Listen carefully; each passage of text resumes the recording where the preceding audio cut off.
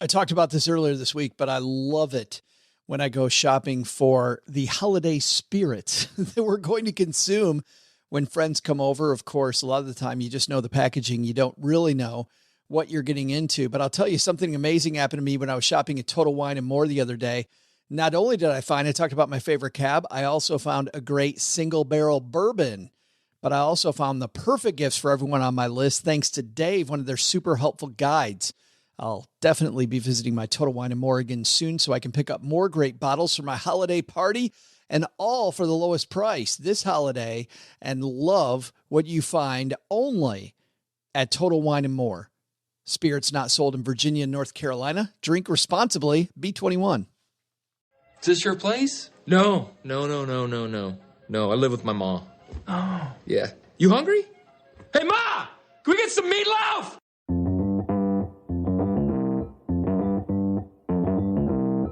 Live from Joe's mom's basement, it's the Stacking Benjamin Show.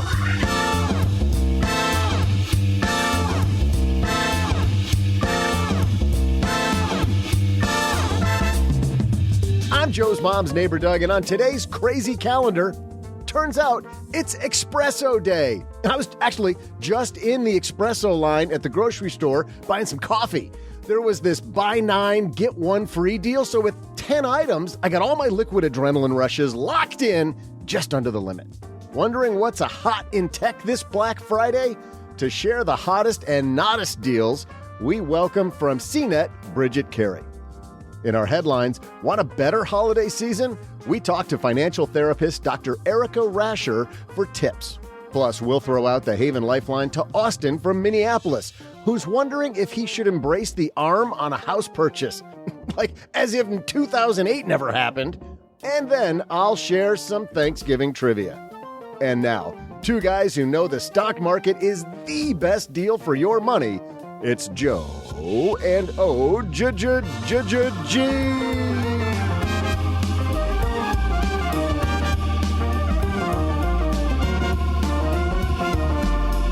Hey there, stackers, and a happy Wednesday of a big holiday week for you. I'm Joe Saul-Sehy, Average Joe Money on Twitter. Welcome to the show where you figure out that you've got this money thing handled. You know, nearly half of Americans say that they've cried about money, and today you're not going to be one of them. You're going to sit back, relax, have a great time, and join the fun with this man across the card table from me who's going to bring it. A lot of people already doing a holiday weekend, but not this guy. Mr. OG's here for you. How are you, man? Biggest drinking day of the year. It is. So, and safe. I see you've started. You know, you're already. Can't drink all day unless you start before noon. Duh. That's right. And Doug's got the crazy fishing mug that the ugliest coffee vodka mug in history, thanks to OG. Yeah, I got the 1950 Stacking Benjamins movie poster.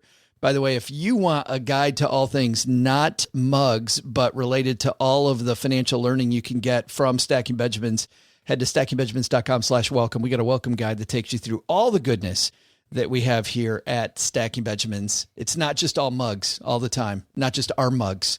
It's good stuff. Is there a newsletter for that, though? Like, if I wanted a coffee mug newsletter, do you think that's out there? Wouldn't it be great? Like coffee mug of the day, coffee mug of the month.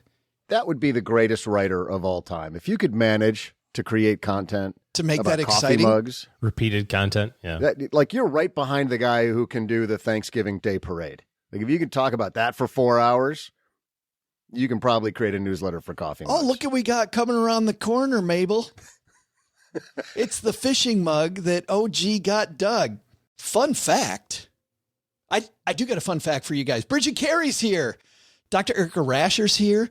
We got a basement full of special guests in the middle of our holiday week. It's going to be fantastic. Barrel full of monkeys. Do you know what is even better, though? Can't be. Nothing. Better than all that. Nothing. Oh, get this. Get this. Hold on. The World Tournament of Soccer happening in Qatar is finally here. And with all the weird kickoff times and all the other sports happening simultaneously, it can be kind of hard to keep up. So to make sure you're up to speed, be sure to listen to Qatar Kick Around for the daily wrap-up of all the action from the tournament. From the group stage all the way to the final, Andy, Lars, and Peter are here for you with recaps and opinions of what happened that day in Qatar. Everything can be found at thekickaround.com, the Cumulus Podcast channel on YouTube, or wherever you listen. Influencer. It's a word that gets tossed around a lot these days. There is a woman who went the distance, who broke ground as the first true influencer by living a remarkable life. Her name, Elizabeth Taylor. I'm Katy Perry. This is the story of the original influencer. This is Elizabeth the First. Elizabeth the First, the podcast, wherever you listen. Okay, maybe not better, but pretty good. pretty good. Bridget Carey waiting in the wings, Dr. Erika Rasure. We're going to talk to the good doctor first to kind of set the tone here on the holidays, so let's get moving. Hello, darlings. And now it's time for your favorite part of the show, our Stacking Benjamin's headlines. And in a national survey by Beyond Finance, listen to this, guys. 4 out of 5 respondents said their holiday spending plans have already been affected by inflation. And we're just starting this season. I think we might be in for some changes this year. And here to help us get a handle on it, Dr. Erika Rashure's here. How are you? I am wonderful. Happy November. It's here. Have you started your holiday shopping yet? Are you ready for this? Of course not. It's not December 23rd. What are you talking about? So you're not wandering lonely down a Walgreens aisle quite yet. Not yet.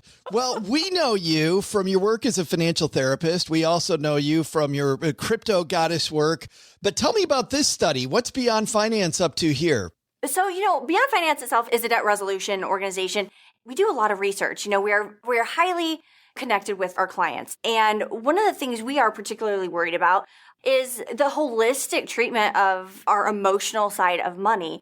So we do a lot of research trying to figure out, who our clients are, what people are feeling about inflation and holiday stress, and how those two things combine. I mean, the American get this, you love statistics, listen to this one. The American Psychological Association says 87% of people are concerned about inflation and are stressed out about it. 87%. What is that doing to us in the holidays? It's killing us emotionally. Yeah, it went from last year or 2 years ago, not even on our radar, right? Talking to all these different firms with different studies, not even on the study, and now it's number one. And we spend so much money, as you know, trying to make the holidays fantastic, Erika. Like we try to make it amazing. What's a better recipe as a therapist looking at this? So I think one of the best things we can do for ourselves, especially in periods of, again, highest in 40 years, but in periods of high inflation, our dollar's just not going to go as far. A lot of us have gotten into those patterns, especially like maybe in our family dynamics or our friends dynamics. And we have this idea that we have to be everything to everyone. And that includes making things special. And it often centers around gift giving. It's time to be intentional, have conversations and bring up the subject and say, hey, are we doing what we should be doing this year? I read this study about inflation, or I listened to this awesome podcast and I learned so much. Maybe we should have a conversation about doing something different this year. Or maybe going forward, like if we're just exchanging gift cards of the same value to each other, what is that? Does that matter? No. I go get myself a power saw on my own. Thank you very much. I just got this email, by the way. I just got this email from my mom. My mom said, hey, just wanted to let you know, we put in new windows. That's the priority. We are not going to do gift giving this year, which is great. My kids are grown. It doesn't really make sense. It sounds like being a little more intentional this holiday season is going to make all the difference. Right. And, moms are great too, because sometimes they just tell it how it is. We got new windows. There's no presents for anybody. Yes. And I love that. You know what? But you know why I love your mom already, and I don't even know her, is she established a very clear boundary. She said, no, this is not within our means. And she was able to have a very direct conversation about that. Most people cannot do that. They are afraid of hurting feelings. They're afraid of creating additional emotional distress or anxiety, especially if you've got a family member who, really holds those special holiday moments in high regard. And so you've got to, somewhat broach those conversations carefully depending on who you're talking to. But they are important conversations to have because it does protect you. And I think one of the things I really, really want to highlight this holiday season is your financial health and well-being. If it's stressing you out and it's not in alignment, your number one priority should be taking care of you. Getting yourself back into financial alignment is the ultimate act of self-care. That's the ultimate gift to yourself. I love that advice. And this is going to air the day before Thanksgiving. Of course, in 2 days, we have Black Friday coming up. I know you're big on setting spending limits. Tell me about what you would advise a stacker out there, Dr. Erika, as they head out to the mall or some of these crazy shopping experiences on Black Friday. The first thing I would recommend, especially as it pertains to Black Friday and Cyber Monday, is do not shop online while drinking alcohol. Oh. You'd be surprised the amount of clients I talk to who have that come up in a conversation. Next thing you know, I've had a couple of glasses of wine at Thanksgiving dinner, and next thing you know, I've spent $400 on Amazon, and I only remember about a third of it. And so it's little things like that. Are there behaviors that, kind of lend themselves to that? When you're in the store, bring cash. If you are intentionally going to the store and you're going to be doing some shopping there, put the card away if it's an issue for you. And then if you find yourself going through the cash and then you're like, oh, I'm going to put a little extra here on this debit card or credit card, that should be the ultimate signal to say, wow, I am not holding myself accountable to the spending limits I've set. And so in that case, I'd recommend having an accountability partner to go shopping with. And much like you would have a workout fabulous. buddy. Yeah. Have somebody who can, kind of call you out and say, do you really need that? Or does your mom really need that? Is that more for you or for her? Now, you work also as a financial therapist with people. When is it time for the intervention? When is it time to get a professional involved? Because you just can't stop yourself. It is when you've reached that point where you feel icky in your gut. You are stressed. You are anxious. You are not you. We all have a set of financial values or personal values or core values or beliefs. And so whenever we are doing things that are not in line with that, our body tells us, and we know deep down. And so when you get to that point and you start noticing pattern, it's not unusual for us, it's completely normal, right?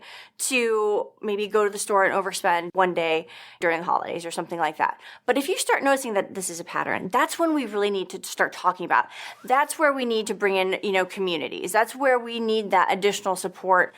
As a financial therapist, the thing I say all the time to my clients is we are only as sick as our secrets. And when we are keeping secrets like that, to where they are making us physically ill, to where they are, causing a gut check, we do need to start having those conversations, whether it be with family or friends or, somewhere where you can get some supportive advice and guidance that is non-judgmental, because we carry so much shame and guilt around that even when we get to that point, we're embarrassed by it. We are like, oh my gosh, how did I let myself get here? But once you kind of talk about it and get it out in the open with somebody that is not going to judge you and is going to love you anyway, it's helpful. That's the first step. Talk about it. It's amazing how often we see this as like a sign of weakness, right? Going to ask for help. But I think it's a sign of strength. It's totally a sign of strength that, you know what? I realize that I can't do this all by myself, and I'm strong enough to go find a solution instead of doing the same crap over and over that got me here. Oh my gosh. So that's such a great point, because one of the things that drives me absolutely up the wall is when people, are talking about emotions, like that are negative, like think happy thoughts, positive psychology, woo. That can be so toxic, because what it does not allow us to do is take those emotions, that sadness, that guilt, that anger, even if it's at ourselves, and use it in a way that's actionable so we can propel ourselves forward and take control back of our lives. We do not have to be happy rainbows and butterflies and glitter all of the time. We do not have to be that. Spoiler alert. We can be sad and we can be angry and we can be in our feels and we can be moody. We are taught to shy away from those feelings when those are some of the most actionable feelings that we can harness, especially as it relates to our money, especially as it relates. Let's talk about Beyond Finance for a second. If I go to Beyond Finance, what am I going to find there? Talk to me about their work, about your work. Oh my gosh. So I maintain to this day that I have the coolest job in the world. I used to be a university professor. I retired from that, but I've been a financial therapist for, a really, really long time at this point. When Beyond Finance approached me, they're like, hey, we heard about this thing called financial therapy, and we're really, really interested in helping our clients not only financially, but also emotionally and really kind of deepen that relationship. I was super intrigued because that is not something you often hear from a debt resolution company, I'll be perfectly honest. And so it was intriguing. And so my work with them largely, I do research, but we have these amazing group sessions we do weekly to where we have a financial topic. Some of my financial topics, you're going to love this, are the shame monster and the guilt gremlin. And we talk about we make talking about these hard things fun. We talk about financial infidelity, what it means to hide things from your partner. Telling your kids not to tell dad about what you bought at Target is kind of lying to your spouse. I mean, that is a form of financial infidelity, and it's not really instilling the best values for your children. And so we are able to have these conversations with the clients that are enrolled in the program. And the coolest thing that I think we have done, we just did a soft launch of a Facebook community last week. And so we're starting to build that up. We've got plans to really build this community because the research we found back in March when we did a mixed methods study, we found that people who talk to their family members about being in a debt resolution program have a greater likelihood to succeed and graduate through that program. And I think what's fascinating, kind of on my side, and it was very humbling too, is debt resolution itself really is an option for people, and it is a helpful option. What is most helpful, I think, about it is that people do not feel alone. And I think, and that is something I want to stress so much in this holiday season, where we are looking at putting things on credit cards, or we're not making ends meet as it is just throughout the year because inflation is so high, is you are not alone in that. People are not alone. And so when they can find communities like, the Beyond Finance community or other organizations that have similar services, it helps alleviate that stress and anxiety that comes with feeling like you're on an island, like you're a horrible person because you did this to yourself. And, people get scammed. Oftentimes they're not there because they spent $50,000 at Bloomingdale's. They're there because they had medical bills or a funeral expense for a relative. Like, it's life. And that's what Beyond Finance does. We really help people move from simply existing to living again. I love this idea coming through the holidays, Erika, with a plan, just coming out and feeling like I got a plan. I got it together. It might not be perfect yet, but I'm on the road. Thank you so much, Dr. Erika Rasure, for helping our stackers keep it together this holiday season as we go into the madness that is the next 5 to 6 weeks. Thank you so much. You're welcome so much, and happy holidays to you. Big thanks to Dr. Erika for hanging out with us. Man, OG, I think she's got it right. On Monday, we talked about setting up your budget for the holiday, but really just having this mindset that it's about the people, not about the stuff. And you don't want to come away from the holiday season with a credit card hangover. Yes, but you do want to come away with a whole bunch of stuff. So you have to balance. Because nothing is more fun than getting everything you wanted on your holiday Christmas list for Christmas. Well, the key, I think, then is to get other people to buy it, not you. I think that's what Dr. Erika is really getting to. Don't run up the credit card. Let somebody else run up their credit card on your behalf. Exactly. Yeah. Yeah, spread the cheer. I'm fairly certain none of that was a message, but we got a bit seriously. There was a way back. I met with these people around this time, and we decided their budget was so upside down, OG, they didn't have any savings. They really wanted to help their kids get through college. We made a decision that they were going to tell their family they're just not getting much. And the kids were getting one thing, but instead they filled their calendar with, they were involved with their church. They were involved in their community. So they went to the local tree lighting. They went to the church activities. They did all this stuff, but they didn't buy a lot of gifts. And man, they went from credit card debt and no cash reserve to credit card debt not solved yet, but cash flow positive, nice emergency fund, even in a month like this when most people spend a lot of money. It was really cool to see. Yeah, because it is about the time that you spend with other people and the memories that you make doing stuff, not necessarily getting things. So, and it's the same really about retirement, right? I mean, it's not about the money. We talk a lot about the money. It's about doing what you want to do when you want to do it. Yeah.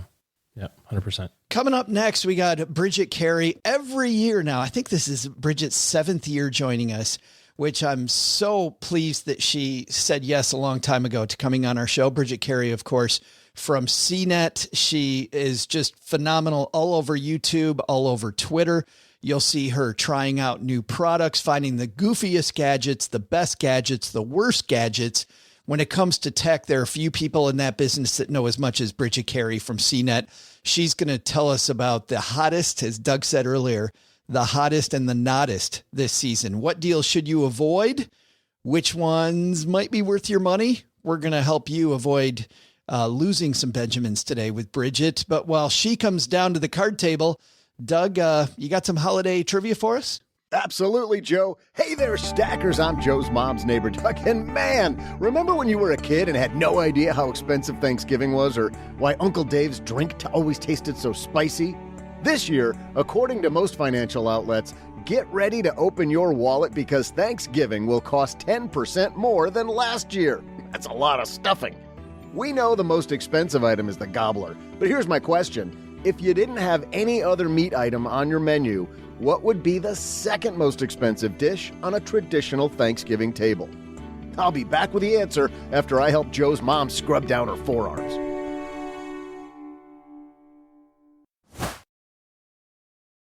A Veterans Day was just a couple weeks ago. I didn't see much this year, OG, about Veterans Day. Companies rarely thank veterans anyway in a way that's meaningful. Veterans deserve to be thanked in a meaningful way. And at Navy Federal Credit Union, every day is Veterans Day. They thank veterans in a way that's meaningful. They offer resources like the VA Loans Hub and Best Cities After Service. They offer veteran employment assistance partnerships with nonprofits like The Mission Continues. They're a top VA home loan lender. They offer personal finance counseling, 24/7 member service. They have a growing community of over 1.8 million veterans like you. Learn more at NavyFederal.org/veterans. That's NavyFederal.org/veterans. Insured by NCUA, an equal housing lender.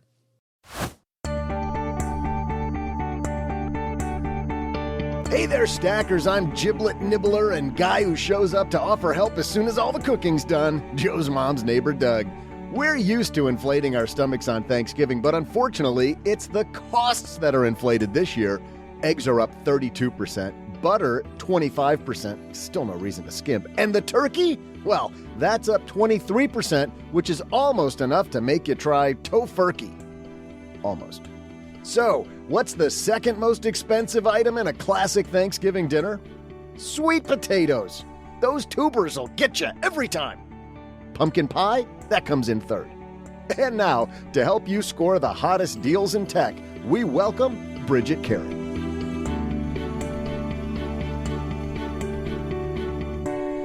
And you always know on the Stacking Benjamin show that Thanksgiving's tomorrow when Bridget Carey's back. How are you? It's good to be back, Joe. Thanks. I'm doing good. It is so great to have you here juggling all the stuff that you juggle. I'm glad that you can fit us in. I said this to Regina Conway from Slick Deals on Monday, and I want to ask you the same question, but on a different level, on more of a tech level. I was at Target this last week. Obviously, Target last week announced horrible news. They think that the holiday season is not going to go that great for them. That sent not just their stock, but the world of stocks into kind of a tailspin because they're kind of a harbinger maybe of things to come. I saw so many big screen TVs, Bridget. I saw so many big screen TVs. Does this Target news mean that this year, if I'm looking for a tech deal, that I'm probably going to be able to score a better tech deal than in previous years? I think you're always going to get pretty good personal technology deals. Those things never change. They're not like necessarily that much better than last year from what I'm seeing right now. I think there is something about just people being tired and not as excited about these sales. There's so many different factors, right? Everything from inflation to the fact that Black Friday deals have started in early October. Right. When you saw that recent Amazon Prime Day, it was a dud. because it just wasn't something that people were like, oh, I must have these same things every year. How many times can you buy an Echo, right? So when the innovation isn't changing your life all that much, we are looking for deals. We all want a deal right now. We want to make sure we're shopping smart.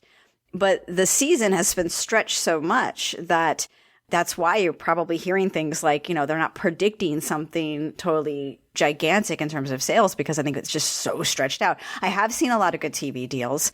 If you are looking for TVs, you kind of have to get a little creative. I would say hone in on things like Roku TV. Sometimes there are manufacturers you just haven't heard of. There's one really good deal. It's something called ONN. ONN. Like, how do you say that? Own. Like, yeah, exactly. It ain't LG. It's not a Samsung. But we're talking like $100 here. This is like, wow, really? But then what gets us frustrated as consumers is, okay, how long is that sale going to last on Amazon? How long is that sale going to last? You go thinking you're going to buy a TV and it's all sold out. So you have to kind of go in with this game plan now, where you have maybe a few TVs you want. I've seen big sales on this Samsung TV called The Frame. It's this new concept. I own it. I own one. Then you are ahead of the game. It looks like a picture frame with the, it's kind of designed to be like, oh, it's like an art piece when I don't want it to be, watching TV. So they are knocking that down. I think it's about $1,000 now, but you have to go in with a game plan of many different things you might want because of inventory when it comes to TVs. I see constantly every year, Bridget, they'll tweet at me like, why was the sale only for 3 seconds? And I'm not exaggerating. There was a lightning sale that was 3 seconds long. So why are people upset because of that? You kind of feel, what's it worth? I used to be the kind of person who stood in line at a store at 4 a.m. That was fun. It's totally different now. It is. It feels different. I just feel like those lines around Best Buy, like why? Why would I do the line around? I have no idea why I do that. Target used to give you things when you stood in line. Do you remember that? Those days? I used to get a little stuffed animal. Yes. Get little like goodies. Yeah. Like a little Nutri-Grain bar. Good for you for coming in at 5 a.m. What 5 a.m. is a joke now, right? Anyways, right. Continue. It was festive. It was fun. And there's now it seems like drudgery. It just, not the same. Like Black Friday just doesn't feel that same. But by that token, I want to go back to this $100 TV for a second, because obviously for a $100 TV, I'm not expecting the world's greatest TV. But did you guys rate that TV at all decently? Okay, so it's $98 when I saw it. And the way we have written it is that this company has made other TVs that are well reviewed in the category of that low price, right? So Gotcha. Obviously, this is not 4K. This is 1080p. Right. It's like, okay, what are you looking for in terms of sizing, right? You go to something like Samsung's 55-inch, that's $500 off at Best Buy, so it comes to $1,000. Well, yeah, that's going to be a better TV, But when people are looking for deals, they're like, you got to judge it in that price range, is what I'm saying. And with the Roku TVs, I always think they end up being kind of pretty decently reviewed products. I've had 2 Roku TVs and I've loved them both. I just, the functionality that's there just makes my life so easy when it comes to TVs. While we're on TVs in the past, you've talked about sometimes avoiding the deals on TVs because of the fact that, especially on a Black Friday, the old fashioned doorbuster deals, right? They give you less features. Like it's not as great. I never knew that till I talked to you, by the way. Hey, this is really smoke and mirrors. We going to see a lot of that again this holiday season? It's like so much work to kind of go in and going, well, what am I getting with this TV, right? Okay, I'm getting something that might not have everything I want. That's part of the homework. I also think that TVs have another big sale coming up right before the Super Bowl always, so if you're feeling like a little so-so on it, just wait it out maybe. But everyone always kind of looks at this time as a time to, hey, at least I got something that was big, right? I think we're spending more time wanting to upgrade our home theater, and maybe that super cheap TV isn't going to make sense for everyone. Like I went all out in the pandemic and made sure I got a super high quality top of the line TV because I'm watching everything now on it, so so I think it depends on lifestyle, but you're absolutely right. Yeah, there's a reason you haven't heard of that name brand before, because sometimes there are TVs that are only made for Black Friday. because of exactly what you said. They're not something you're going to find again. So you might be doing your homework and you're like, well, wait a second. I can't find this model reviewed. I can't find this model price history because they just made up a number that's only going to be sold for this window of time. So that's why you have to go, all right, well, what about other TVs that they've made? And that's kind of the homework you have to do. There's not a lot of time to do the homework though when you're acting fast. Sure. Which I think means you got to know what you're looking for. Like you got to know how many inputs you need. You got to know exactly what inputs you need. You have to know some of the details. Really, it kind of starts with you, not with the TV, I would imagine. Yeah. Know why you're using this for. Is this your main living room TV where you need like 4 HDMI inputs because everyone's got a game system attached to it? Or is this for the bedroom where you can have stick a Roku TV stick in the back and you'll be fine? Let's back up a minute because in our prep sessions, our back and forth emails getting ready for today, you told me you're pretty excited about some of the, not the specific tech, like we jumped into TVs right now, but some of the tracking stuff you can do now. Apparently there's some new ways to maybe score some deals or evaluate things. It used to be hard to kind of know if you were getting a really good deal when you have to act so fast, kind of going what we just said. Google now, in their search engine results, you see them over the years. They put more and more info when you just search for something. Like it's not just a link to the site anymore. The latest thing that they have done a couple weeks ago is if you search for a specific product, like I want to buy the JBL Go 3 portable waterproof speaker, a great buy, might I add, something everyone loves a good portable speaker. If you go on right now, it tells you what the price typically is. It's typically $30 to $40. It's a whole little side box on the right-hand side from what the search results are. It tells you who has it on sale at what price. It has a little flag that says sale. It will flag a coupon code. It goes that deep because I was talking to Google the other week and they said that these, a lot of time the retailers themselves like Best Buy will talk directly to Google and put that info in. You always had to download some sort of Chrome extension to have some add-on to tell you if there was a coupon. No, now it's right inside the search results. So if you're sitting there on Amazon, you see something flagged to sale, go hop on over to Google really quick, type in what that product is, like that speaker or whatever, and it'll tell you what the price typically is. And you can feel like, oh, this is $5 less than it typically is. I think I am getting a deal. It's just something interesting to look forward to. That it's just an extra tool to help you when you have to make quick decisions. That's fabulous. It feels like they took the same technology that I remember when I skipped over and started using Google Flights, right?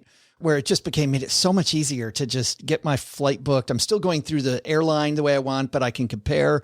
I can see what's going on. Like taking that seems like a natural extension of what Google's already good at. I feel like everyone's looking for a piece of this pie. There's so many different add-ons that have always tried to give you coupon codes. I always try to tell you what the sale of something is. And Google just kind of goes, we'll do that ourselves. So now it's actually built into the search engine.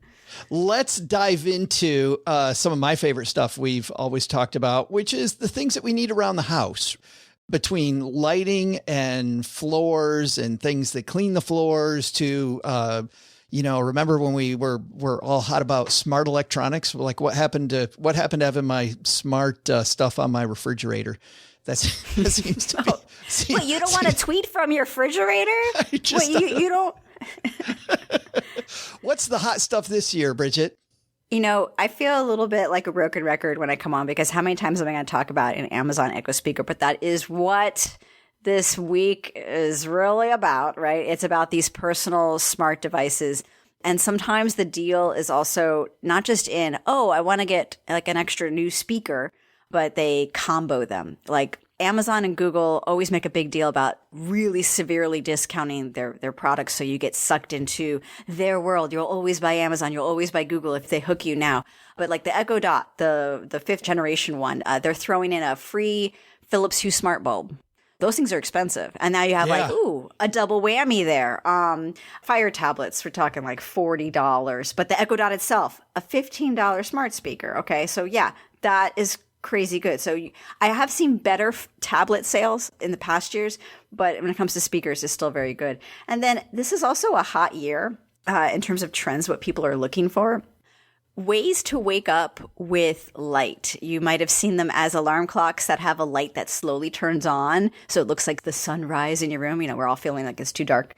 And Philips Hue bulbs and other smart bulbs, they do this too. Something to consider. So there's a big search boost in those kinds of products. And everyone's always talking about air fryers. I don't have one yet, and I feel like I'm feeling peer pressure. Everyone's like, you got to get an air fryer. It's like the best thing ever. But there's always massive sales now on air fryers. Might I say, though, from people I've spoken to, do your homework again. I know I feel like a nerd telling people to do their homework, but when it comes to the size of the air fryer, I have a girl who's a mom, and she said she got one that was too small. She wished she got one bigger because she has to feed the family. So think about how much you're going to use that for. But Roombas, we're talking about cleaning the floors, doing the chores for us. That's another one that's on sale. Roombas, always something on sale. Like you said, something that could do the chores for you. It's good. Gaming systems. Sometimes we see really good ones come up. I'm noticing a little bit of the combos once again. Hey, buy a Nintendo Switch, but also get a gift card. And Dysons. This is the time to buy those expensive Dyson vacuums. I see right now you could save about $90 on the Dyson Ball Animal 3. I mean, it's still $400, but you want to try to help yourself any way you can, so this is the season for those expensive things. It's kind of like Apple products, you never get big sales, but when you do, you're like, oh, at least I waited, at least I'm smart about it, and I can get a little something for it. Yeah, Dyson is funny. On Monday, Regina was talking about Dyson hair dryers, which are not cheap hair dryers. And now you're talking about the rest of the Dyson line. Seems like, to your point, if you're going to invest in some of this higher end stuff and you have the ability to do it, maybe it is the time. By the way, based on the conversations you and I have had the last couple of years, I did start investing in Hue. And what I've been doing is just doing, a few light bulbs at a time, a little bit. This is fun as hell, Bridget. By the way, I will tell everybody out there, feels completely unnecessary. But man, when we're having people over, we had people over on Halloween, and my lights are slowly changing to make this effect all over the house. It was super. And the stuff about the morning where you're slowly waking up with the lights coming up. And when we leave town and we have lights turning on in the security feature, it's a neat system, but not cheap at all. No, Philips is one of the more expensive ones. We have a bunch on CNET. If you want to figure out, well, do I need, that brand or other brands? There are other brands out there that are at a lower price point, but I did try out those Philips Hues too. And I do the same thing. I love going all out on the colors and having fun and having spooky lights, but then also it's very festive in the holidays. No, but you can have these whole themes, and it helps, especially if you are someone who works from home and you need a division between home time and work time. And I've talked to people who actually set their lights to be a little different with mood lighting to kind of help them with that mental division when you're stuck at home all the time. We've reported on that a lot, that people, with the pandemic, especially the separation of church and state, as it were, has become so blurred, and it's messing with us, messing with our psyche, messing with our moods. So being able to change that through the lighting, I think is fantastic. And to your point, I also went out and bought some other much cheaper smart bulbs that were just orange and black and purple, so that they made kind of a Halloween, because I didn't need them to change and I didn't need to spend the money for the Hue bulbs. And now I just put them in a drawer, and next Halloween, I'll add those back in. Is it the same thing, by the way, talking about how high end, let's go back to high end sound. Sonos with high end sound, I know comes out with new stuff every year. You seen any deals there, or not really? I'm seeing deals on mediocre things, like your portable smart speakers, your Google Nest Mini. I mean, we're talking a smart speaker that's $18. These are great. If you get a bunch of them in your house, the sound can kind of travel throughout your house. We're seeing the Apple has their own mini home speaker that also is discounted right now by $20. I mean, they're more expensive. It's $80. But it's something that people kind of want to slowly add to their collection. So that way, maybe as it goes from the kitchen to the bedroom, there's a little bit of a connection. You can actually now call people. If you're like a mom trying to get to your teenager in another room, you use intercom systems now. You're like, wow. Hey, come on over to dinner. Come on, that kind of thing. But no, the high quality stuff, I'm not seeing advertised. But then when it all pops, could be random. I mean, even when it comes to some product categories, you just see them at different times. People always ask me, do you have a sale that you can recommend with toys? It's one of my side beats I kind of cover. Next on my list, by the way. Next on my list. I can tell you where the trends are, but toys tend to go on sale after Black Friday, usually closer in December, when people are kind of having that I have to have a little something extra for the kid. That's when you got to look for that. Let's talk about that, though. Let's go into toys. Maybe not saving money, but certainly what we can do, Bridget, is point people to the stuff that's really going to be good stuff and we're not wasting our Benjamins on them. What's some of the hot, good tech versus some of the not so hot stuff? I am noticing this bigger category of the toys the Hasbros, the Mattels, and other toy makers are pushing. They're smaller, because they know people are looking at a lower price point to have more toys for their kids. Like we're talking like little keychain fidgets and smaller ways to kind of add-ons to things. So the same hot toys that were really hot last year that might have been $40 now have a mini version of themselves that are $20 on the shelves. You know, you want to look for toys that have good repeat play that grow with a kid. And one of the side things I kind of found. This is actually a statistic from the toy industry that that tracks trends, I should say. 58% of parents surveyed have said that they have bought a toy for themselves. There is a category, you and I are being targeted more for toys. That's what the industry is doing. You might have noticed it with like adult Legos, right? Like, yeah, Lego. Yeah, yes. Like, okay, that's like Legos for art. But I'm talking like every category. And I've actually found that you can maybe find some toys that are for a young person, and maybe when they're taking a nap, you can have a little fun yourself. Like Spirograph, classic. They're more advanced now. You can like remember that whole trend where like people were like coloring books, like to get rid of their stress. Now it's like, oh yeah, have this advanced Spirograph. I'm like, you know what? For like a white elephant, there's actually like you can have some fun with like pop-it toys that kind of like are fidgets that you pop them and they have electronic games. So I'm seeing more of that, but. The big toys of the year, those like, oh, this is the big star toy. They're still really expensive. The biggest toy of the year is going to be something I think it's called the Magic Mixies Crystal Ball. It's a giant crystal magic ball that smoke fills. You wave your wand like you're Harry Potter. It's not Harry Potter, but kids love pretending. Sure. And then a stuffed animal, mystery animal will pop out of it. And there's smoke everywhere. My kids are like, the smoke smells. It's not toxic, but it's this big production. If you see a sale on something like that, you might see like $10 off, but we're talking like $70, $80 are still for these really big, huge toys. But in general, we are seeing them be more small. But let's talk about that one in particular. You talk about repeat and replay value, right? Is that the type of toy, though, Bridget, that's really expensive? It has a great, first presence, but then after you get over the novelty of it, just sits in a corner? Okay, this is why I actually think this is a good one. Because I have that problem. Remember Hatchimals? It was like a big thing where it hatched out of an eggshell. And then you're like, well, what do you do with this plastic? There's enough plastic trash in my home, Yeah. But with this crystal ball, they can keep having it make smoke. You can put other characters in it, have it pop out. So if you have other like teeny beanie babies or something, you can throw them in and have it pop out. You can keep having pretend play for a while. But mom and dad will still be like, what is this giant thing doing in my house, So I think you are seeing, for that very like related reason of the, you want repeat play. So yes, Magic Mixies, it has repeat play for a while, but you also are tired of like having all this plastic garbage in your home. And we are seeing more manufacturers, Hasbro, Mattel, others talk more about, okay, now the boxes they'll come in, they won't have a million ties this year. There'll be more cardboard. Some of the boxes themselves are part of the toy. Oh, thank goodness. So there is a sustainability kind of push, and the industry kind of sees that we're all tired of the junk. So that's a good sign, at least if you got someone who's young in the house that you'll be giving gifts for. At least there aren't a million things you have to cut off with scissors. That'll be more sustainable packaging. I didn't warn you about this last one, but we have not talked at all lately about mobile tech, number one, things in the car or out in the garage. Any new technology in those areas?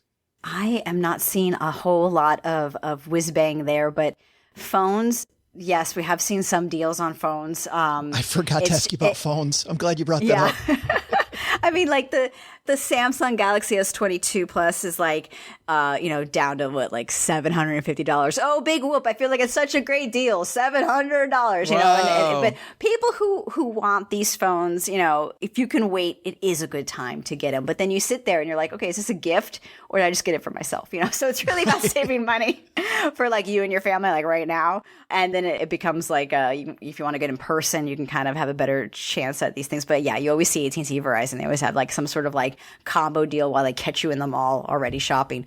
But like, where's the like really whiz bang innovation? It's going to be in the kitchen this year. It's what kind of like cool things you can add to your kitchen or clean your house with. It's not so much, sadly, like in the car, really. Yeah. Yeah. I mean, VR, is something. So it's a lot of entertainment. But yeah, people are, who are looking for like, what's that really cool thing? It's just about getting the deal right now on something that can maybe level up what you already have, level up your cooking, level up your TV with a Roku stick that's really cheap, like kind of give it a boost. Or, like I said, buy a toy for yourself because frankly, we all need it, right? We do need it. I want to swing back. I forgot to ask you something about gaming systems, which is that a year ago, as I just think about checking all the boxes, a year ago, we were talking about how, of course, Sony and Microsoft with the Xbox and the PlayStation, you couldn't get them, right? Those log jams now largely gone. Yeah, I think you're going to find systems. It's more like people are wondering, well, do you wait for the PlayStation VR 2? That is really expensive, and it's coming out in February. People might be thinking, oh, if you don't have a PlayStation now and you're looking forward to like having some sort of like cool experience like that, maybe you get the system now and you wait a few months and get the VR system add on, which, these things add up to like $2,000 when you start adding up. It gets to be a lot. But I think the deals really are going to be the like sweet combos of like a game with something. You're not going to see the actual system discounted as much as you're going to see, oh, it comes with a gift card. Oh, it comes with a game. And sometimes old games that maybe your kids just haven't played yet are a great thing to look into. Last year, I got Breath of the Wild, the Zelda game, for like $30, so like these games have great longevity to them just because, it's not a new game. It's new to you maybe. So think of things like that. Well, and on that note, I know that Microsoft has kind of been dragging Sony through the place Sony doesn't want to go with their Game Pass system, right? That this whole idea that now I have a Netflix style subscription. I know there's been rumors, you probably know more about this than I do, about Netflix kind of making a Netflix-style gaming subscription. These gaming subscriptions worth giving as a gift? Yeah, Netflix has been hiring in that area. I think subscriptions in general are something that is complicated to give as a gift and also a great idea when maybe the person you're shopping for already seems to have everything. And it's not just gaming. We're talking like workout subscriptions are another thing. You want to like get a big wow workout product for someone like a NordiTrack or something. And suddenly it's like, oh, they need a subscription for the workout program just on to the use screen. It. Yeah, right. Some things you got to really watch out for. Some of them will be just complete technology bricks unless you have the subscription. And other things don't need a subscription. Be smart. If you're getting a rower, get the one that doesn't need a screen on it, and then you can always add your own with an iPad attachment. That said, yes, a lot of great subscription products are in games, but you got to know what they like. You got to know what they have already. And if you don't, you could just also gift essentially like a GameStop gift card that they can like do their own download later, because there's a lot of ways you can give a digital gift as a game. There's someone who loves to download PC games on Steam. Oh, there's someone who always downloads their games. You could do these codes online. Last minute gift. Oh no, I'm going to Aunt's house and I don't have time to go to GameStop to get a physical game card or gift card. You can get digital gift cards all the time. So always keep that in mind.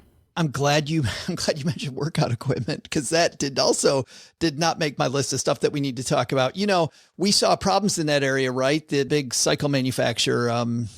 The Peloton and everything. Yes. Yeah. Ran into trouble this last year, and it turned out those weren't selling like we all thought they were selling. They were making a ton of them and a lot of people buying them. But my co-host got the tonal system and really, really likes it, like thinks it's just amazing for him. So talk about those for a second. Anything we should really watch out for? I know the subscription you just mentioned, but any real highlights there?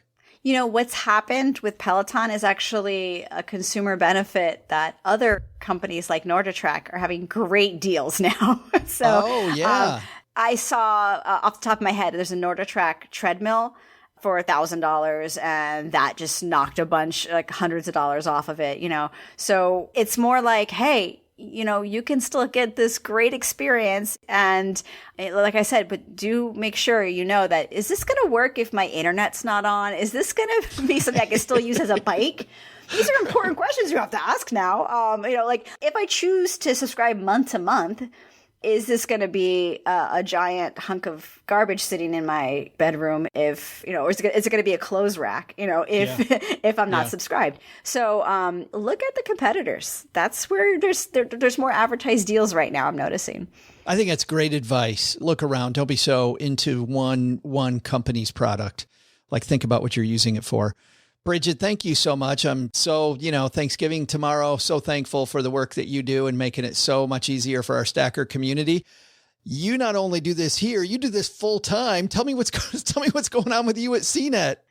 Oh, I'm always kind of trying to jump into the weird stuff. I just recently tried out VR for the car, and I didn't lose my lunch. Which is surprising, by the way.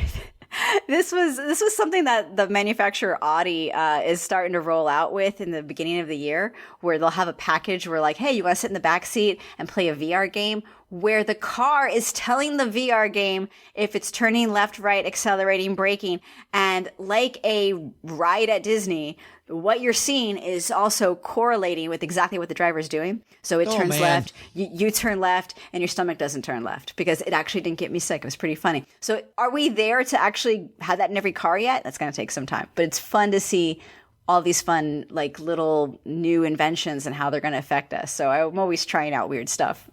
I live vicariously through you. And by the way, your Twitter photo of you and your friendly dinosaur always just cracking me up. I get some interesting robots. That you're referring to is the Velociraptor Blue, Yes. one of Mattel's more advanced robots. Lately, I've made a friend with the Transformers Optimus Prime, where you just say Optimus Prime transform, and this thing goes from car or truck, to walking, talking robot. The dream come true. It's sad these things are expensive. Like my Optimus Prime is like $700. Oh my God. But we're living in a prime time to be a nerd, my friend. That's all I'm saying. Absolutely. And it's too bad you hate your job. It's too bad. You have this boring job where you never get to do anything. Bridget, thanks for hanging out. Thanks for having me on. I'm Liz, the Chief Mom Officer, and when I'm not busy being the breadwinner of my family of 5, I'm stacking Benjamins. Okay, well, I despise sweet potatoes, so I wouldn't care if they cost $1 million. Me too. I would never eat them. I'm totally with you. They could be free or 100 bajillion, and never will they cross those lips. The thing I hate, and Jen loves it, and she wants to make it every year, is that sweet potato casserole with the marshmallows on top. It's just disgusting. No. To me. It's just it's awful. But what I will accept is sweet potato fries, French fries. Oh, yeah. Gross. No, I had those just recently, like a year ago. There was some, one of those like HelloFresh or one of the plate things. Yeah, did that, had them cut up into fries. Mm-hmm. And we've gotten them a couple times since then because it tastes so much better that way. Yeah, I will do it. Big thanks to Bridget Carey, by the way, for coming down to the basement. Again, bringing it as usual. So many great tips. And by the way, we will have not only a list of all of those, but of course we dive deeper into both getting your mindset right, like we talked about with Dr. Erika, and also Bridget's list of the hottest tech and things to avoid, things to hit. Brooke Miller from our team does a phenomenal job, just amazing job of curating the best links out there. StackingBenjamins.com/201, which is the name of our free newsletter that goes out twice a week. All right, let's throw out the Haven Lifeline, guys, and tackle some of life's most important questions, shall we? Our friends at Haven Life Insurance Agency on this special holiday. Oh, gee, they put what you value first. Definitely not sweet potatoes, nor fruit. We got it. We got that. Sugar mixed with our vegetables. Ugh, gross. But it's the bean green. It's the bean green. It's the green bean. It's the bean greens. Green bean casserole. The green bean casserole is my favorite. You could just park the whole thing in front of me and I will eat all that. That's pretty good. Like, forget the rest of it. That's pretty good. Can get behind a little bean green casserole. It's not easy, bean green casserole. It's not easy, bean green casserole. But. No, it's not. But so what is it? I told you, pumpkin pie. Oh, it's pumpkin pie. Yeah. I can get behind some pumpkin pie as well. Watching my Lions lose and pumpkin pie. Whipped cream or ice cream? Oh, either or. Whipped cream, but sacrilegiously Cool Whip, not homemade. Yeah. It has to be Cool Whip. You don't like the homemade. My mom makes the homemade stuff, and she gets apoplectic when we get out the Cool Whip. But yeah, Cool Whip. It's Cool Whip. Sorry, Not Ma. the Ready Whip, so that you can do the whip it afterwards. No, not Ready Whip. Not Ready Whip either. Too natural. Too real stuff in there. Gotcha. Gotta go fake. Wait a minute. There's no artificial sweeteners in this. I am not eating it. I'm out. Draw a line there. It has artificial propellants in it. It does. It doesn't have to be either or, though. I mean, I like the Cool Whip and the ice cream, like both. And the ice cream. Yes, Cool Whip goes on top. Ice cream goes by the side. Like, that's good. I'm sure all the people in other countries are like, great. Hey, tomorrow's Thursday where I live. Thank you. I'm just going to eat meat, normal. I gotta have some breakfast, then lunch. Have a turkey sandwich. Yes. Might go to work. Yeah. It's your loved ones in your time. And what a great time to be celebrating your loved ones in your time. Then in this holiday season at Haven Life, How are we screwing this up? This is like the most natural segue into your loved ones and your time. This is should be the best one we do all year. I know. Nothing plays into their tagline better than this holiday, and we are completely trashing it. I know. They're committed to offering a modern way to buy life insurance. Their application is simple. It's online. You get an instant coverage decision. You can look around the table and say, you know what, guys? You're all protected. To really put the exclamation point on the top of your Thanksgiving holiday, head to stackingbenjamins.com/havenlife. All right. I think we made it. Through that. Who we throw out the lifeline to today, guys? It looks like it's Austin. Hey there, Austin. Hey, Joe and OG. This is Austin from Minneapolis, and I'm in a situation here where I'd rather make a decision that OG may approve of more than, say, Doug. No offense, buddy. Keep on keeping on. Anyway, I'm buying a new house due to relocating for work, and I never thought I'd consider it, but I'm looking at an ARM versus a 30-year fixed mortgage. The ARM is around 5.2% for 7 years before the first adjustment, while the 30-year is at 6% fixed. Am I missing something here? Is the risk worth the reward?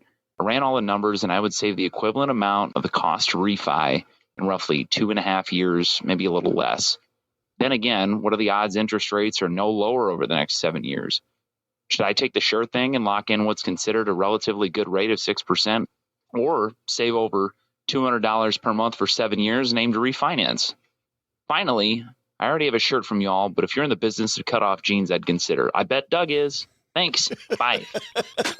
Jorts, baby. Nothing lets you enjoy a summer day better than a pair of Daisy Dukes. The Doug's ass hanging out while we stand by the lake. What is really kind of completes the whole imagery, just for the listeners at home, is Doug is a big fan of going on, he calls them hikes, but it's mostly a walk around his neighborhood and his property. And I want you to think about, because you got to, if you hike, I'll give you the hike. You got to wear hiking boots.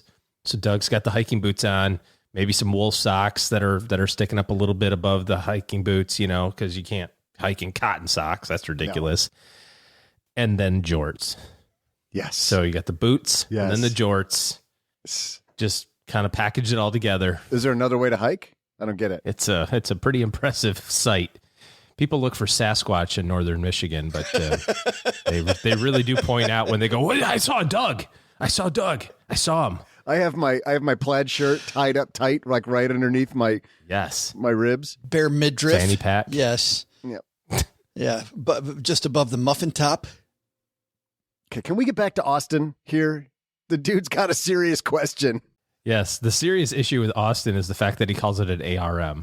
I totally dispute this whole question on the. But then he goes the other way and he calls the rented house a verbo. Yeah, another thing you refuse to do because you won't use verbo's that. Right. You won't say verbo. But on one end, you'll say arm, so you will shorten that one. But it's got to be VRBO. So why can't you invert those? Because that's what it was. You can't like change brands mid-career and then be like, no, it's verbal. The rules are convoluted here, Doug. The rules are just convoluted. I don't know. It just is what it is. But his ARM, as fate would have it, I have recently purchased a new house or an additional house. It sounds way flexier than it needs to. And I got an ARM, or as he likes to call it, an ARM, for that exact same reason. Mine's a 5/1 ARM, so I took a little bit more of a gamble on interest rates over the next 5 years. I don't know where they're going to go. I don't know if they're going to be higher or lower in 5 years. It feels like 2.5% was artificially low, insanely artificially low. I also think that 7, which is kind of where the 30-year is right now, or at least what I was quoted when I went through this process, was a little high. So I'm willing to bet that in 5 years that interest rates will be a little bit lower than they are now, and be able to refinance. Mine is a little bit different scenario because it's a second home, so it's going to have a higher rate on it anyway because it's not primary. I do expect that it will appraise for more in a couple of years than it does now, and my plan is to do more of a cash out deal, when that ARM is up. So if it's your primary house, you're going to get a better deal anyway on interest rate. That spread's going to be a little bit better. So I like it. I would do it. I would. I think 2%'s really low and probably never see that again. And I also think 7%'s a little too high. And what's the worst that happens? You save the money between now and then, and you're just gambling on whether or not it goes up higher from here, which seems unlikely over the next decade. As long as you factor that in, I think you're thinking about it the right way. I look at it from a different perspective, which is, the first question I wonder is how long is he going to own it? And also I think you're right, OG, yeah, when it comes to the investment property. On investment property, it's going to be a little bit of a different game. I mean, you might 5 years from now definitely be you might be in the market to sell it in 5 years. Who knows? So if it's investment related property, I would take a more flexible approach. My primary residence, if I think I'm going to be there a long time, and you've said this before, you're like, how do you know? The average person changes jobs now, every 2.5 years? So who knows? Mm-hmm. But the fact that many of us can work from anywhere, maybe he does change jobs, but he stays there. So I don't know, but I think you got to ask yourself that question. And then I think you're doing yourself a disservice by not saying, can I pay some points and never think about this again, and not rent my house in effect by always being in the early years of a mortgage by doing the ARM? Because essentially you're kind of renting it by doing that, 'cause you're paying so much interest to the bank in those early years of the mortgage. But man, if I can pay some points and not think about it again, get that interest rate nice and low and just forget it and use my energy on something else. So I kind of I would at least, I agree with what you're saying, OG, but I think I'd ask the question. If I pay points on this, what about you? Yeah. How much does it cost me to lock this in at a low number to never have to worry about it again? That's a good idea. That wasn't something that I thought of with our situation, but it would apply in a primary, because you're going to get a better deal on a primary loan anyway. You're going to have a lot more flexibility with a primary loan. If it's a second home, in this case, it's not my second home. Well, I mean, in our case, it's not our primary house. So we have less flexibility, in terms of negotiation, and less flexibility in terms of products that are available to fill that loan. Yeah. So that's a good idea. You might weigh those costs of how much does it cost to buy today versus that potential refinance cost in 7 years, and see, can I just pay that refinance cost in today, basically is what you're saying, Joe, and say, I'll just write that check now and get me down to a tolerable interest rate that I think is fair, and move on with life. And you're done. You know what I like about that, Austin? We gave you some things to think about. Only your situation, but I like both those options. And I'm with you, OG. I don't think he's thinking about it incorrectly. And I'm with you, Joe. And I'm also with you. Maybe he is overthinking the shorts, the cutoffs. Shorts. Maybe he is overthinking that. StackyBenjamins.com/voicemail. Good news is we've been cramming through voicemails lately. So if you've got one, we're also doing a stacker question episode coming up next Monday.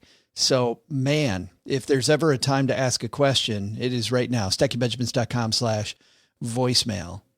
That's going to do it for today. We got a few things on the community calendar. By the way, big thanks to everybody who joined me on YouTube last week to walk through Morningstar. We had a great time kind of getting really nerdy about how we look at mutual funds and exchange traded funds. We'll be doing those again in the future. So to make sure that you know when those happen, if you go sign up for our YouTube page, go to YouTube, put Stacking Benjamins in the search engine, and you will get a notice whenever we go live over there. Plus, we always have new videos coming out over on our YouTube page. Also, thanks to everybody who's left us a review of the show recently, told people what they're getting into when it comes to Stacking Benjamins. I love, by the way, Money Crashers, guys, just put us on a list of the top podcast about money in the United States. So big thanks to Money Crashers for sweet. Recognizing the show. It is awesome. And what's really impressive is how they started that review. I mean, it is professional level passive aggressive backhandedness.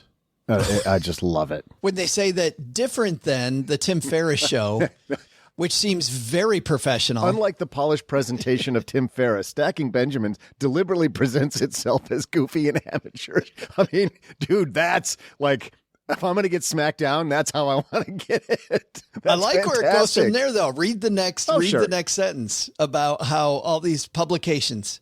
The next sentence is, host Joe Salsihai and Josh Bannerman, otherwise known as OG for Other Guy, introduce every show as broadcasting live from Joe's mom's basement and frequently joke that you won't learn anything on Stacking Benjamins. Of course, they're only teasing. It's this next sentence I actually like. Oh, okay. So it's like 6 sentences later that you really like it? Okay. Sorry. No, stop, keep going. No, stop, keep going. No, stop, keep going. You want me to just read the whole thing? Because it just gets better from here. In reality, this is an intelligent, thoughtful show that has earned recommendations from Fast Company, Kiplinger, Forbes, Entrepreneur, and Inc. The show's humor and playfulness serve a serious purpose to help listeners understand all aspects of money and finance. You know why I hate this? Why do you hate it? The word Doug has not appeared yet. Oh, but it comes. Like I got nothing to do with this show. Yes, but it comes. It's later on. We don't need to read that. That's yeah, like 6 paragraphs down. We're good. Thanks to Money Crashers. Thanks to all of you. Thanks to the nice notes that we get from people. It truly has become a great stacker community, helping each other get your community involved in making better money decisions. Very fun to bring people with you. If you're not here though for community, if you're not here for our amazing sense of humor, you're here because you are worried about the financial markets, chatter around a recession. Talking to, by the way, Mom earlier, she has a friend who she was talking to just a couple of days ago, OG, said they've lost $400,000 this year. Somebody just newly into retirement, built a retirement nest egg. Didn't lose it. And they're down. Right, never had it. Well, and I did. They didn't misplace it. I know. And I also talked them off the ledge.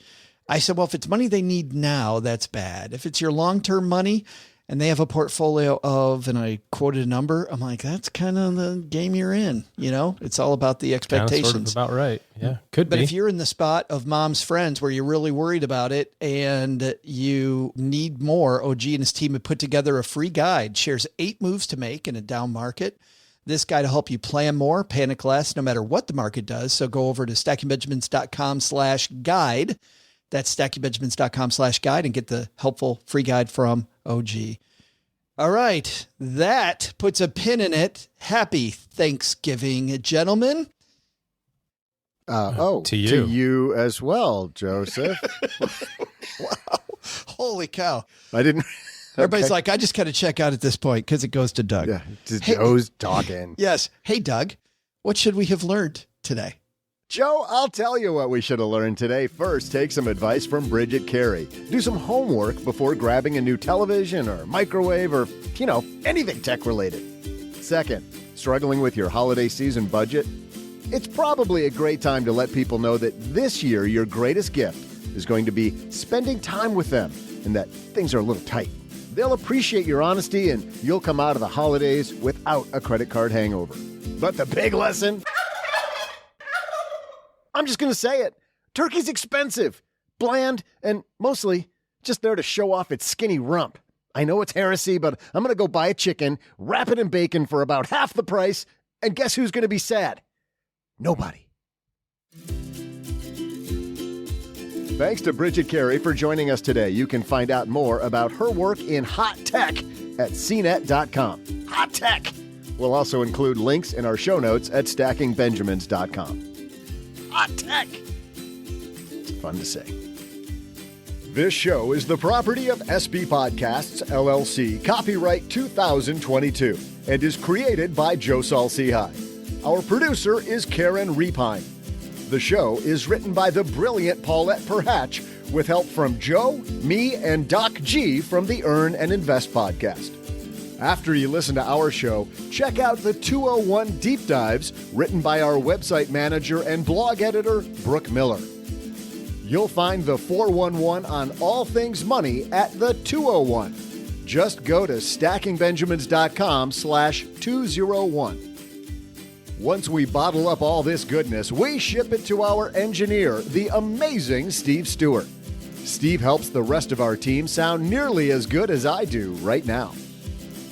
Want to chat with friends about the show later? Mom's friend Gertrude is our social media coordinator and the room mother in our Facebook group called The Basement. So, say hello when you see us posting online. Here's a weird fact. Both she and Tina Eichenberg are never in the same room at the same time. To join all the basement fun with other stackers, type stackingbenjamins.com/basement. I'm Joe's mom's neighbor, Doug, and we'll see you next time back here at the Stacking Benjamin Show. Not only should you not take advice from these dorks, don't take advice from people you don't know. This show is for entertainment purposes only. Before making any financial decisions, speak with a real financial advisor.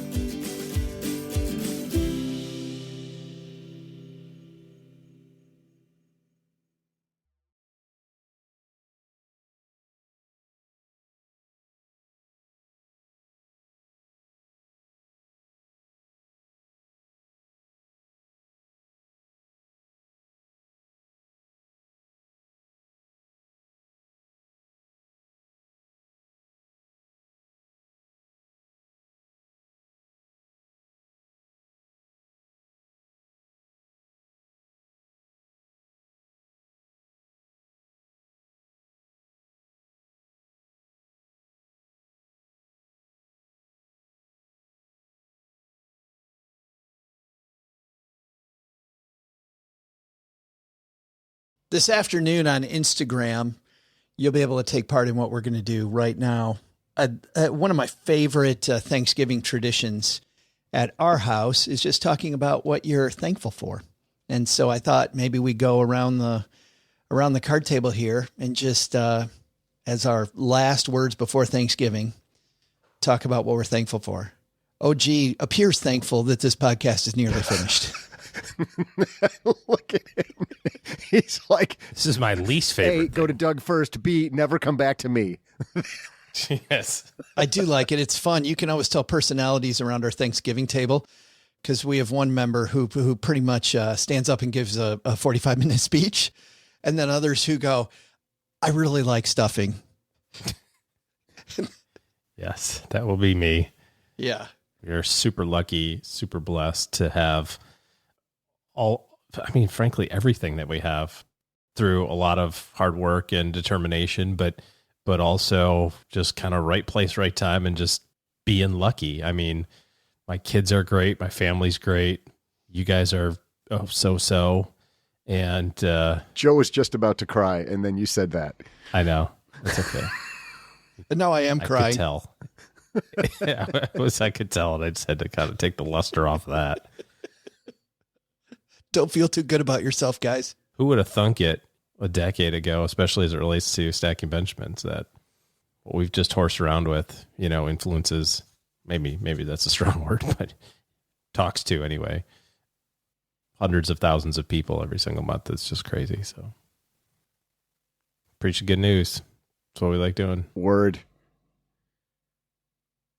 Want to hear what I Sure. thankful for? Yeah. Oh, okay. I wasn't sure if we're going to end it there. Besides the cutoff shorts, not the cutoff shorts. It's so cliche to talk about all the wonderful objects and things we have in our life, the great home, that's warm, and we've got heat, and we've got clean water to drink. And maybe that's not cliche, but it's easy anyways. But it's harder to sit around the table and look people in the eye and talk about how much they mean to you. And it gets a little bit easier as you get older because your priorities, as you mature, your priorities get in line. But I was that guy like 3 or 4 Thanksgivings ago where I just kind of went around the table and I just said what I was thankful about each one of the people sitting around the table, like certain personality traits that I've learned from about them. And I didn't mean to drop the mic. Then nobody else said anything after that. And it was really awkward. I'm like, now I wanted to hear other people, but everybody's like, they're like, cool. Can we eat now? What he said. But it's great that we have these rituals culturally to take a minute to think about the stuff that's really important to us. And I mean, that's what they are, right? They're for the most part, they're cultural rituals, but it just creates that moment for us to think about the important things in our life. And it's almost always the people, right? In fact, it is always the people, whether you realize it or not. And I'm thankful for you guys, he said reluctantly, but I am. I get to laugh with buddies and then scream with you afterwards and then laugh with you again the next day. It's awesome. Love you guys. I was thinking about this just this last week about how thankful I am that I have a quote job, right? Where I go to quote work, where if I'm laughing all day or I'm talking to interesting people all day, that things are really going well, not just for me, but for our community. Because if I'm laughing and if I'm having interesting discussions and hopefully other people are getting those, and how bad does that suck? To have to do that all day. Oh my goodness. Oh, that's horrible. Like in college, I was building radiation walls, high school working at McDonald's, and now I have a quote job where I have to laugh. Oh, yeah. Happy Thanksgiving, everybody. See ya. Join Hala Taha for actionable advice from the brightest minds in the world on the Young and Profiting Podcast. Author and academic Arthur Brooks on what success isn't. The husband was confessing to his wife that he might as well be dead. And I'm thinking, whoa, what's wrong with this guy? I turn around to get a look, and it turns out to be one of the most famous men in the world. The world tells you that if you are profiting, money, power, pleasure, fame, you're going to be happy. And that's a bogus formula. The Young and Profiting Podcast, wherever you listen.